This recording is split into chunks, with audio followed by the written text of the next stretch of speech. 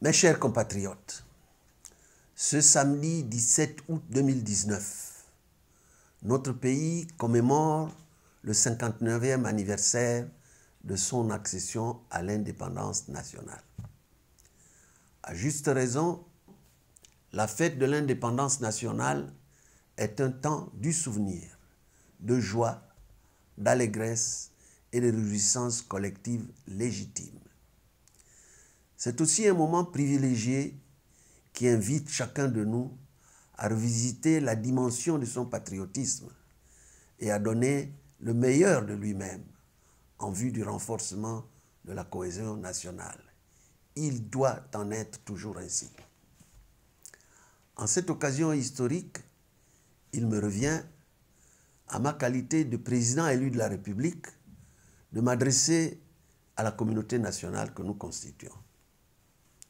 Je voudrais d'emblée redire avec force et conviction que je demeure entièrement disposé, ainsi que j'en avais pris l'engagement solennel en 2016, à continuer à mettre chaque Gabonais et chaque Gabonaise à l'abri de la peur et du besoin.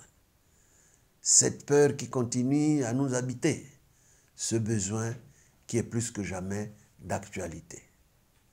De cette profession de foi, croyez-moi bien, je ne me départirai jamais. En ces temps particulièrement troublés de l'histoire de notre pays, au moment où le doute et l'incertitude se sont installés dans l'esprit d'un grand nombre de nos compatriotes, les devoirs de ma charge m'imposent à nouveau de mobiliser la communauté nationale autour de la précieuse idée que jamais le Gabon ne doit sombrer.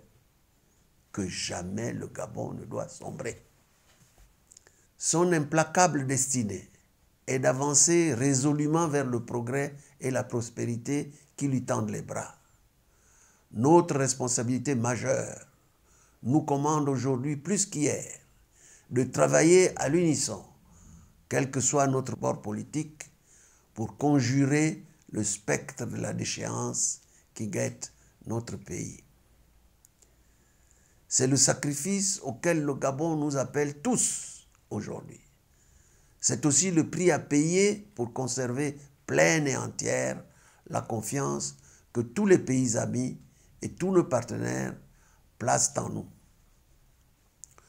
Nous devons inlassablement avoir pour le Gabon, notre pays, le plus grand rêve, la plus grande ambition, la plus grande passion, afin que rien ne parvienne jamais à ébranler l'ardeur et la vigueur de notre amour pour lui. Il nous faudra toujours, de génération en génération, poursuivre l'exaltante œuvre de consolidation de l'indépendance nationale de notre pays et conjuguer nos efforts en ce sens avec la conscience d'une responsabilité historique accomplie. Aujourd'hui, la constance, la persévérance et le courage dont nous avons fait preuve au milieu de périls en tout genre nous conduisent inexorablement vers l'issue favorable de notre lutte. Je voudrais vous en féliciter chaleureusement. Mes chers compatriotes, chacun de nous en a conscience. Le pays est gravement abîmé. Le moral des Gabonais est en berne. Les valeurs fondatrices de la République ont été liquidées. Le Gabon, hier si fièrement admiré à l'extérieur, devient aujourd'hui la risée du monde. Jamais un pouvoir n'a été autiste à ce point, campant aussi allègrement dans l'absurdité, dans l'ambiguïté, dans l'inacceptable, dans la transgression. Jamais auparavant dans notre pays, le besoin de liberté ne s'était exprimé avec autant de force et d'intensité. Jamais auparavant dans notre pays, le besoin de paix et de sécurité ne s'était exprimé avec autant de force et de conviction. Jamais auparavant dans notre pays, le besoin de justice et de cohésion nationale n'ont occupé autant de place dans les esprits des Gabonaises et des Gabonais. Jamais auparavant dans notre pays. La pauvreté, la précarité et l'incertitude du lendemain n'ont été à ce point le lot quotidien de nos compatriotes, qu'ils aient une activité professionnelle ou non, dans les villes comme dans les campagnes. Jamais auparavant dans notre pays, le pillage et les détournements de l'argent et des biens publics, ainsi que l'enrichissement illicite, n'ont été autant décriés sans que leurs auteurs n'encourent la moindre sanction. Un vent criminel s'est levé il y a 3 ans, fauchant délibérément nos filles et nos garçons, nos frères et sœurs. Certains, nos compatriotes, ont été brûlés vifs. Une véritable rafle s'est déchaînée sur nos compatriotes, provoquant l'arrestation de milliers de femmes, d'hommes, de jeunes et de vieux. Les souffrances, les pleurs et les drames du peuple gabonais ont franchi le seuil du tolérable. Il est devenu urgent de libérer notre pays et de le sortir de ce tableau. C'est un impératif national. Voilà pourquoi j'en appelle, ici et maintenant, comme l'ont déjà fait les leaders de la coalition pour la Nouvelle République, à un véritable sursaut national, à l'union sacrée pour sauver la patrie en danger. C'est un devoir patriotique que nous avons l'obligation d'accomplir. Nous devons le faire aussi pour nos prédécesseurs qui nous ont légué le Gabon en héritage et qui, de là où ils sont pour l'éternité, nous observent. Nous devons le faire ensuite pour le peuple gabonais qui souffre et qui pleure. Nous devons le faire enfin pour les générations futures qui ne nous pardonneront pas d'avoir laissé faire. C'est cet impératif national et ce devoir patriotique qui m'ont amené, il y a quelque temps, à rassembler autour de moi les partis politiques de la résistance au pouvoir usurpateur ainsi que d'éminentes personnalités de la société civile.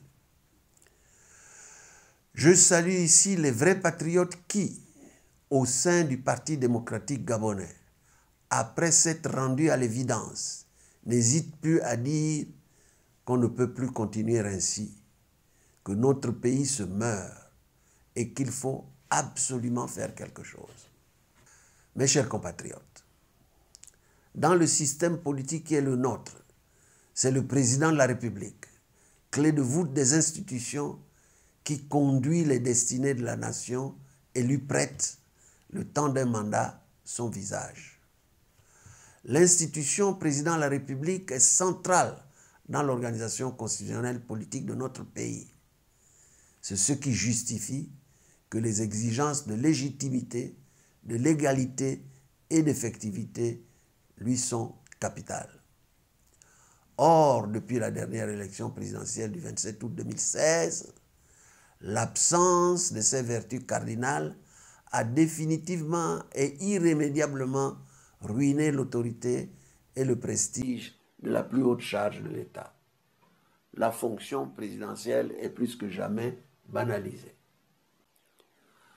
En effet, de notoriété publique, en plus d'avoir été honteusement usurpée par des gens venus d'ailleurs, le pouvoir présidentiel est quasiment vacant depuis le mois d'octobre 2018.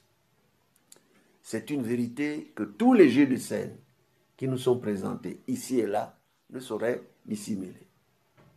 La vérité n'a pas de tombe. La vérité n'a pas de tombe. Chacun de nous constate aujourd'hui que ce pouvoir présidentiel illégitime fait désormais l'objet d'une deuxième usurpation, toujours et encore par des gens venus d'ailleurs. Chacun de nous constate avec amertume comment le tragique le dispute au pathétique. La gestion du pays est désormais entre les mains d'un groupuscule de repris de justice qui pillent sans vergogne les richesses nationales, sèment la discorde, répandent la peur et la haine dans ce Gabon, notre cher pays, réputé pour être un havre de paix et de concorde pour tous. Et comme si cela ne suffisait pas, voilà qu'un directeur de cabinet, habité par la folle ambition de devenir calife à la place du calife, s'illustre chaque jour au sommet de l'État par des comportements qui frisent l'excès et la mégalogamie. Rien n'est épargné à son passage. Il tente chaque jour de toujours contrôler et de maîtriser les centres stratégiques de l'État. Les finances publiques et le trésor de l'État sont à sa main. Les principales institutions de la République sont désormais régentées par lui. À l'Assemblée nationale, il devient le faiseur de députés et de groupes parlementaires. Au gouvernement, il n'hésite plus à s'arroger la prérogative de nommer et de démettre les ministres. Ma préoccupation la plus profonde, ainsi que celle des partenaires et des amis du Gabon, c'est cette réalité pitoyable qui discrédite nos institutions.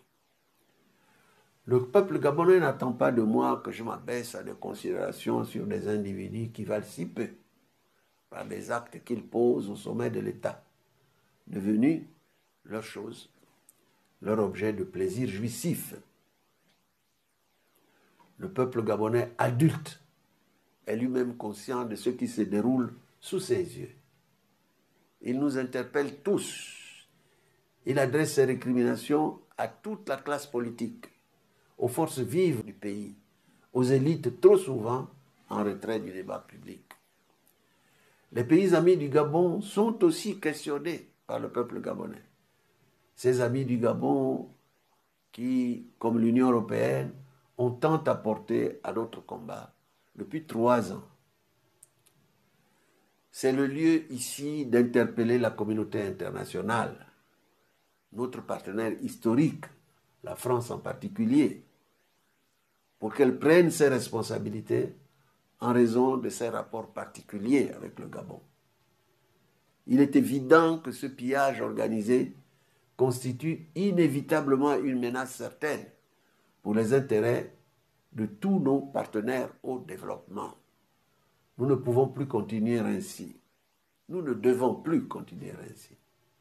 Il n'y a pas d'autre issue que d'engager le pays dans la voie que le suffrage universel librement exprimé lui a dessinée en 2016. L'usurpation consécutive au coup d'État militaro-électoral de 2016 et l'imposture actuelle née de la débâcle et de l'impasse de cette même usurpation doivent prendre fin. J'en appelle donc solennellement au sens élevé des membres des institutions chargés de déclarer la vacance du pouvoir pour qu'elles le fassent avec courage et sans plus tarder. Mes chers compatriotes, dans la perspective de la restitution du pouvoir à celui que vous avez élu, j'ai toujours considéré que la diplomatie est une arme. La détermination et la patience inébranlables complètent le dispositif au sommet duquel je place la diplomatie. J'en ai fait des armes de destruction de la dictature et de l'usurpation.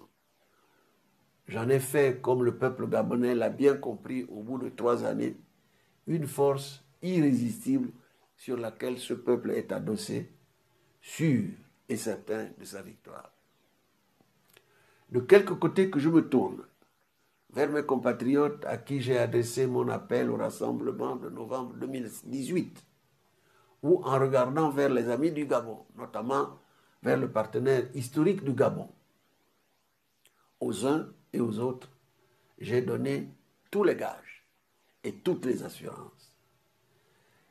J'ai passé tous les obstacles, levé tous les doutes mérités ou non. J'ai renouvelé toutes les garanties pour que le Gabon ait droit à la passation pacifique du pouvoir que tout peuple souhaite après des élections d'une part, pour que le Gabon poursuive sa coopération au service de son développement dans l'intérêt bien compris de nos partenaires d'autre part, Et c'est donc le lieu solennel de dire à l'unisson, force vive de l'intérieur et partenaires fidèles au Gabon, que l'heure est venue de donner un signal au peuple gabonais. Le peuple gabonais a mûri dans cette épreuve, qui n'est pas la première depuis bientôt 60 ans d'existence de l'État gabonais. Le peuple gabonais est prêt, et avec lui les forces vives de la nation, à se rassembler à nouveau autour des idéaux de transparence, de justice, de réconciliation et de paix. Pour ma part, je suis prêt, avec à mes côtés les hommes et les femmes que j'ai préparés au sacerdoce qui les attend, au service du redressement du pays. L'heure est venue pour le Gabon de retrouver la marche de sa destinée. L'heure est venue pour le Gabon de retrouver la marche de sa destinée. Cette destinée, j'en suis le dépositaire, par la volonté souveraine des Gabonaises et des Gabonais, depuis le 27 août 2016. Je suis prêt à servir le peuple gabonais. C'est donc confiant à l'avenir glorieux de notre pays que je souhaite à vous tous, Gabonaises et Gabonais, mes chers compatriotes, en dépit des humiliations et des souffrances du moment, une bonne fête de l'indépendance nationale. Vive le Gabon éternel, vive la République, que Dieu bénisse notre pays.